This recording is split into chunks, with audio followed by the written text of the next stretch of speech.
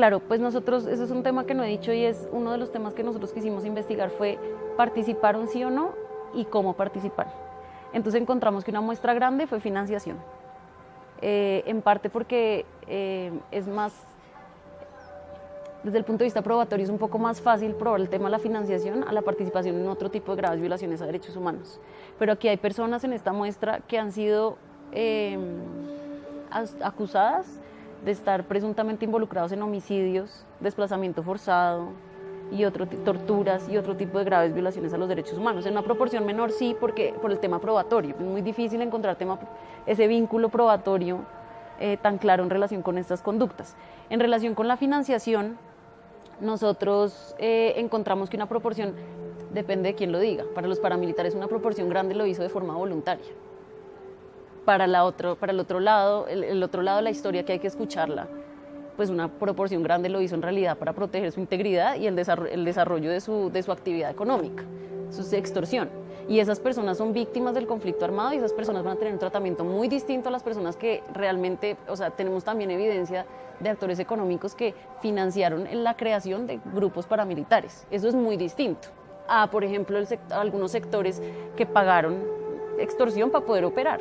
Los transportadores, las empresas de transporte para poder pasar por las vías tenían que pagar, pero eso tiene una lógica muy distinta y la invitación a la Comisión de la Verdad, a la Jurisdicción Especial para la Paz y a la sociedad en general colombiana es que logremos entender la complejidad del fenómeno para no estigmatizar, porque tampoco se trata de un ejercicio pues, que estigmatice, y pues matizar las distintas formas, las distintas relaciones que se generaron en medio de un conflicto complicado que se desarrolló por demasiado tiempo. Entonces, por ejemplo, si quieren les cuento la historia, el caso de estudio que yo hice para mi doctorado, que es un caso muy interesante no solo en Colombia, sino realmente en la región y en el mundo, y es el caso de Urapalma y otras 9 empresas palmeras en el Chocó, en el Urabá. Ellos fueron condenados en el 2014 y la última condena en el 2017 por participar en desplazamiento forzado de comunidades, de las comunidades de Curvarado y Jiguamiandó. Ese tipo de condenas son muy, muy escasas en el mundo. Realmente esto es una sentencia hito en la que se logró decir, o sea, un juez aplicó una ley, aplicó la ley diciendo, ¿sabe qué? Es que el desplazamiento forzado no es solamente participar de forma violenta en expulsar a las comunidades, sino impedir el retorno por estar ocupando sus territorios. Y estos empresarios, lo que se probó en ese proceso penal, que ya llegó a la segunda instancia, ya está en firme, fue una colaboración bastante activa de empresarios viniendo a buscar grupos paramilitares, proponerles el negocio de siembra de palma y utilizar la violencia de los paramilitares para tener acceso a las tierras y garantizar su permanencia en las tierras para montar su negocio. Es un caso muy complejo, tiene muchas aristas, pero es un caso, por ejemplo, es un caso que uno llamaría exitoso y sin embargo las comunidades no han podido retornar en su totalidad a sus tierras, porque pues es muy complejo, pero es un caso en el que las comunidades, o sea, comunidades pobres, marginadas, lograron aliarse o lograron armar una red de aliados estratégicos y tener este tipo de resultados en las cortes. Pero muestra también esa proporción pequeña de tipo de participación que no es financiación, sino desplazamiento forzado y otro tipo de graves violaciones a los derechos humanos.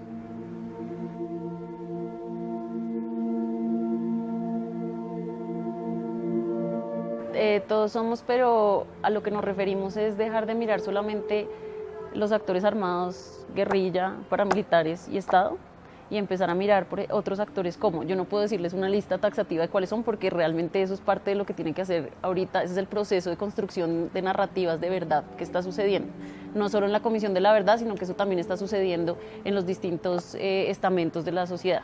Entonces, el empresariado, por ejemplo, está trabajando en su propia reconstrucción de memoria y narrativas, entonces eso va a empezar a salir, pero yo de lo que sé, de lo que he investigado, lo que puedo decir que he encontrado, encuentro que están actores económicos, no todos, algunos actores económicos.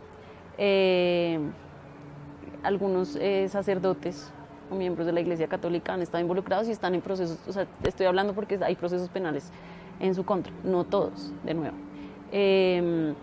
Políticos, ya sabemos, para vínculos con paramilitares y pues también hay evidencia de vínculos con FARC, etc. Pero en realidad el llamado es a ver en qué forma todos los miembros de la sociedad, y no en abstracto, porque digamos que todos sí tenemos una responsabilidad moral con las víctimas y con lo que sucedió, pero realmente qué tanto ese conflicto permeó la sociedad en su totalidad. Es un conflicto que no se estaba dando solamente entre actores económicos, es un conflicto que tenía proyectos políticos, y si tenía proyectos políticos, ¿con quién tuvo esos vínculos políticos?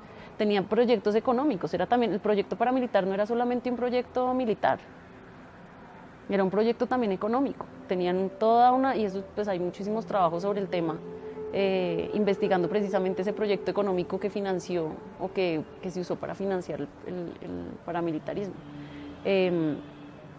Entonces el llamado básicamente es a que dejemos de ver el conflicto como una situación en la que solamente se enfrentan actores armados y que la violencia solamente se ejerce a partir de las armas, porque muchas personas participaron en esa violencia sin necesidad de tener un arma. Podían no ser propietarias de un arma jamás y participaron en esa violencia. Entonces, lo que les estaba diciendo un ejemplo. La violencia que desplazó a las comunidades de Curvarado y Jiguamiandó provino, pues viene del ejército y de grupos paramilitares. Eso ya está probado, lo puedo decir porque está probado. Pero esa no fue la única violencia que sufrieron esas comunidades. También la invasión de sus tierras, el daño de los ecosistemas y de su territorio como ellos lo concebían y lo conocían, y pues no permitirles volver a sus tierras, porque hicieron todo tipo usaron estrategias legales para apropiarse de tierras que les pertenecían a ellos.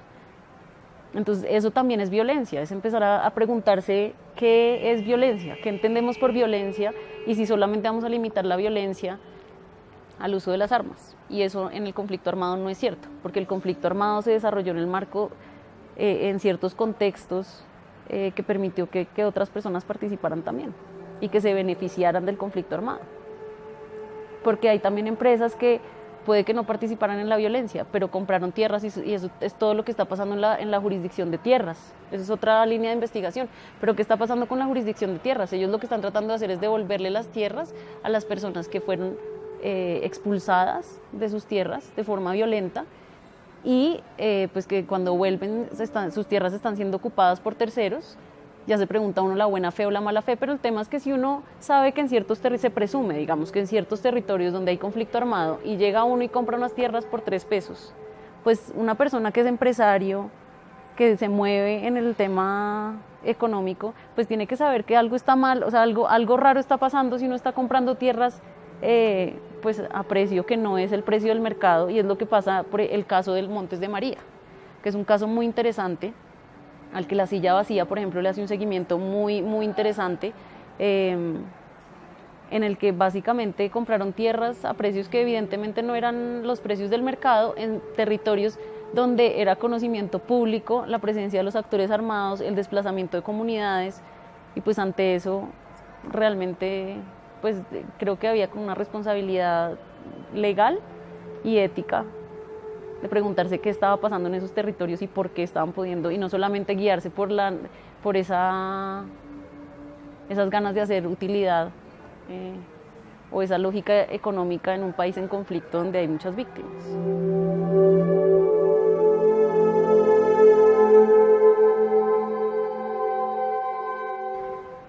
Yo creería que lo primero es empezar a informarse más, no solamente por los medios de comunicación, sino realmente empezar a leer un poco sobre historia del conflicto, historia de Colombia, para poder aportar, porque yo creo que hay muchos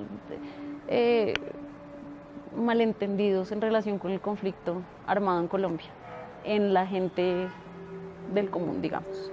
Y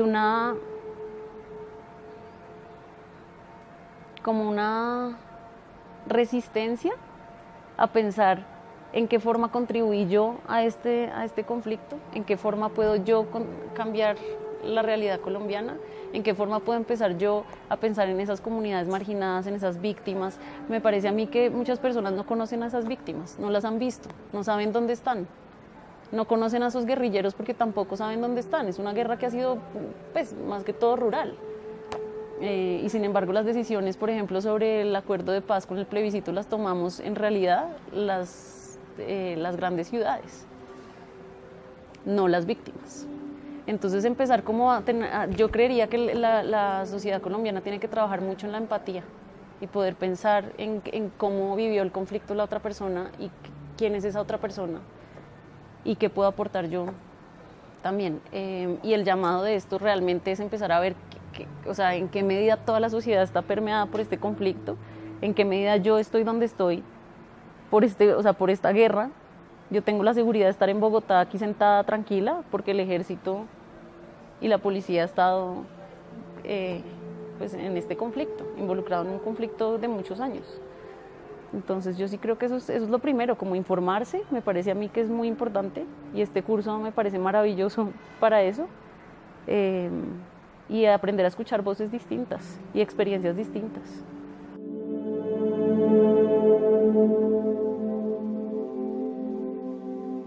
Pues el futuro de esta investigación es, por un lado, queremos darle acompañamiento a los mecanismos de justicia transicional, a las instituciones, en la medida de lo posible, dándoles pues datos, básicamente recolección de datos sobre este fenómeno, pero nosotros quisiéramos, pues, trabajamos la Universidad del Rosario, la Universidad de Oxford y de Justicia, en este proyecto que básicamente lo que quiere es seguir indagando sobre este tema.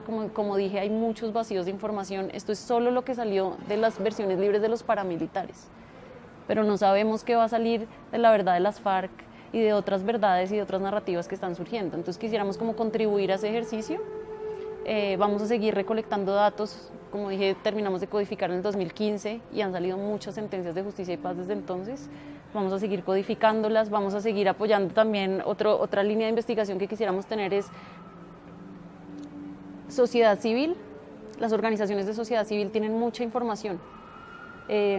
Lo que pasa es que no han logrado, pues, porque ese no es su propósito, no han recopilado la información de tal forma que sea fácilmente presentable y que sea de forma metodológicamente fuerte.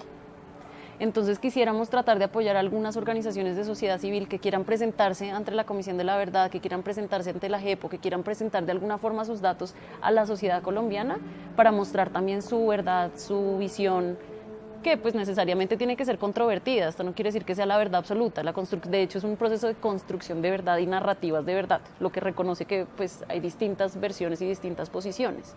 Pero quisiéramos apoyar un poco a sociedad civil en este paso de simplemente presentar la información, hacerla disponible a las instituciones que han sido creadas precisamente para darle coherencia a esa información, y que por ahora está en bases de datos que tienen pues un montón de vicios y de problemas en su creación, porque precisamente las organizaciones de sociedad civil no fueron creadas con ese propósito. Sí, eso es lo que vamos a hacer.